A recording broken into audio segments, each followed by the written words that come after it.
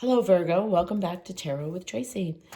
Today's reading is going to be from February 22nd through the 28th of 2021 for Virgo, Sun, Moon, and Rising. If you guys could all subscribe and like these videos, I'd appreciate it. It helps get the message out to other people. Also, in the description box, you can find the link to my website and to my Etsy shop. Currently have some malas. I don't know if you're familiar with them. They're great. They're great for meditation. This one is rose quartz. They're 8mm beads. There's 108, and they're hand knotted. They're $95 with shipping. I also have, this is just a couple of the ones I have. I also have a howlite, and they actually make a really nice piece of jewelry too. I also, and the 8mm malas are $95. I also have a couple of some bracelets. This one is turquoise. Again, 108 beads, but these are 6mm beads on elastic. You can wear them as a bracelet or as a necklace. I'm wearing a clear quartz one now. And then this is a lapis one. Again, still great for meditation, just kind of grounding your energy. The bracelets are $55 with shipping and handling. So let's get into your reading this week. We're going to pull a moon card to get your overall energy for the week. And then we're going to pull some tarot cards. And then we're going to pull some more tarot cards. And then some oracle cards. And we'll see what we have going on for you in your love life this week. So this is for Virgo, Sun, Moon, and Rising. What is their overall energy for the week? Adjustments are required. Okay, so what do you guys got going on? Let's see if we can figure this out.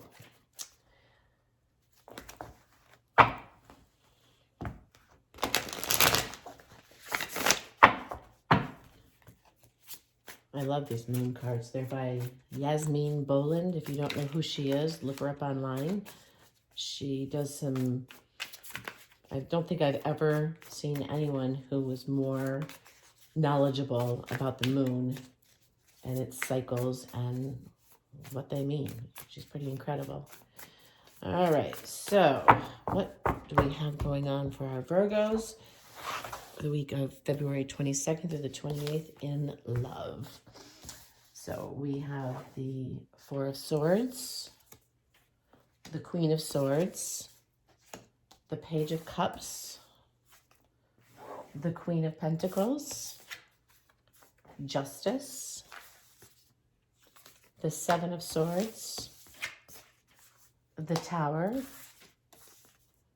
the Ten of Swords, and Judgment. That's interesting.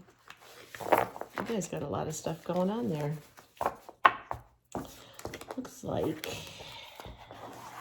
So let's see what we have. We have the Sun on the bottom, so it can't be all bad. I don't really believe there's any bad cards in the tarot. I believe that forewarned is forearmed. Okay, so the Four of Swords. Somebody's taking a timeout.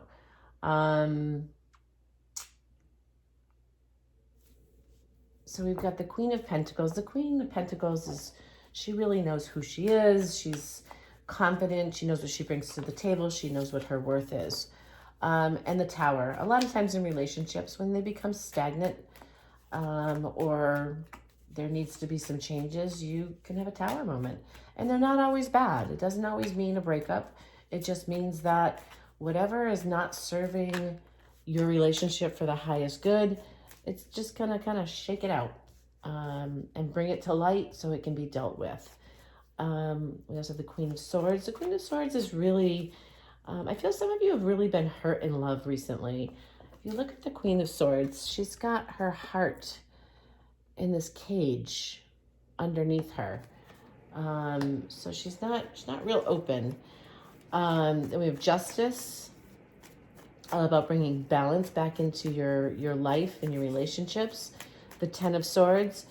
Ten of Swords is like the end of a mental cycle, like this constant overthinking. The Page of Cups is all about dreaming for something new and different. Got the Seven of Swords. I think there's somebody watching you or you're watching them. And Judgment. Releasing what's not right to a higher power and allowing the universe to take care of what it needs to take care of. So let's get some clarification here. So with the Four of Swords, we have the Five of Cups and the Star. That's interesting. And we have the Devil, the Nine of Wands, the Two of Swords, and the Eight of Pentacles. So what I see here is somebody really taking, and then at the bottom you have the Ten of Cups. That's really interesting. This one was the, Sun and the Ten of Cups. So it looks like there's obviously some sort of tower moment in your relationship. But there's still hope there.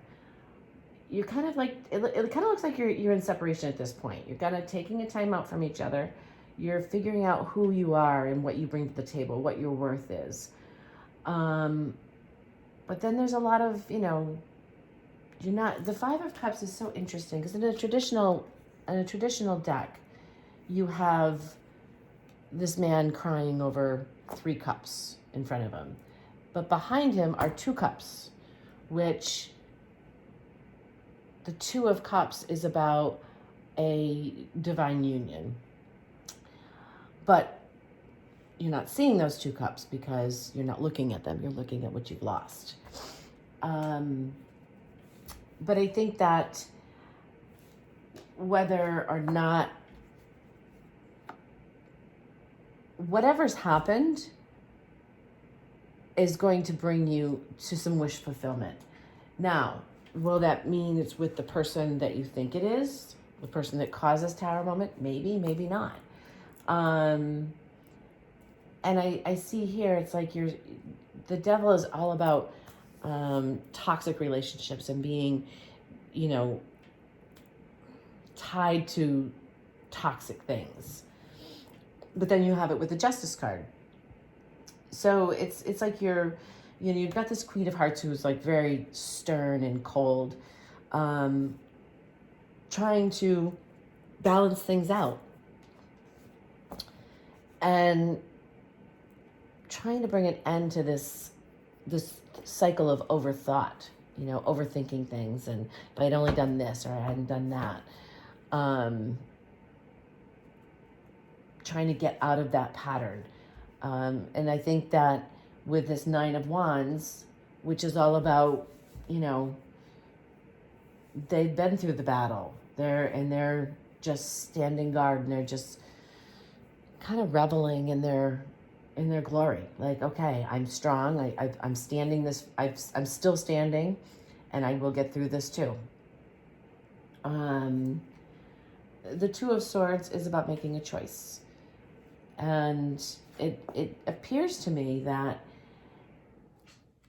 it's like you have this choice to either move away from this energy that's holding you back, or to follow some dreams. I feel like, somebody wasn't honest with you, which is heartbreaking in itself when someone isn't completely open and honest with you. And that's what probably caused this tower moment. But I see a lot of you taking that time out to like really work hard on yourselves and figure out what's best for you. So let's get an outcome row here and see what the outcome of this whole situation is. It looks like you guys have had a really tough time. I gotta say, there's nothing worse than being completely in love and happy, and then all of a sudden having everything just taken away from you. So let's see what the outcome looks like here for you, Virgo. So you've got the World, the Five of Swords. Is there another 5 in there? And then you've got the Lovers. Okay, so let me see here. Let me just look at some numbers here. You do have a couple of fives. So you have the Five of Cups and the Five of Swords. So the way I look at the fives is you're overthinking, you're not seeing the big picture, and it's basically saying to you, get out of your own way. Get out of your own way so that the universe can bring you the gifts that you deserve. And that could be the adjustment that you need, is just to stop overthinking, get out of your own way, and take a step back and allow. I mean, you've got the World and you've got the Lovers. So no matter what all of this is and how all of this played out, you've got, once you stop that overthinking, you've got it all. So let's see what else we can get here to go with the World. And we have the Lovers again. I love when that happens. And then Five of Swords is clarified by the Ten of Cups. And then the Lovers is clarified by the Eight of Cups. So what I'm seeing here is if you stop overthinking, you're, obviously the Lovers, it's a divine union. It's fated. It's yours. But you have to stop overthinking it. Because once you stop overthinking it, you're going to have this, the Ten of Cups, which is about the happy home, happy family, happy spouse, happy house. You've got the Lovers. The Eight of Cups, just like you're walking away from that conflict towards that Nine of Cups, which is wish fulfillment. You're walking away from all of this stuff, whether it be physically or mentally. You're walking away from it. You're walking into your future, into your destiny with the Lovers. So let's see what the wisdom of the Oracle has to say here. An unfinished symphony. So there's obviously some unfinished business in this relationship. And I'm seeing it as an existing relationship, or a past relationship. I'm not really seeing a new relationship unless you choose that. I mean, you could absolutely choose to walk away from all of this and walk towards that wish fulfillment if this is not your wish fulfillment. Okay, so here we have Between Worlds and Round and Round. So if you feel like you've been going around in circles in this relationship, know that there is a light at the end of the tunnel. I love this card. It's like all black and white. Like there's no hope, there's no color, there's nothing. And then you're walking into this technicolor world. I think for a lot of you, this is a relationship, a past relationship that you really need to find some resolution to. And I think that if you guys can adjust yourselves, you can have all of this. You can have the World, the Lovers, the happy, and the wish fulfillment. It's all there for you. But you have to stop overthinking it. You have to take these tower moments and really allow them to be what they are. Let them shake the rotten fruit from the tree. We get complacent in our relationships. And if you can just let the negative stuff go, you can have justice. You can rebuild this if you choose to, because you know who you are. You know your worth, and don't forget it. If they don't know your worth, then move on, because you've got all this other stuff to look forward to. It's there for you. I hope this helped you guys, Virgo. Thanks for tuning in. Hope to see you again next week. Take care.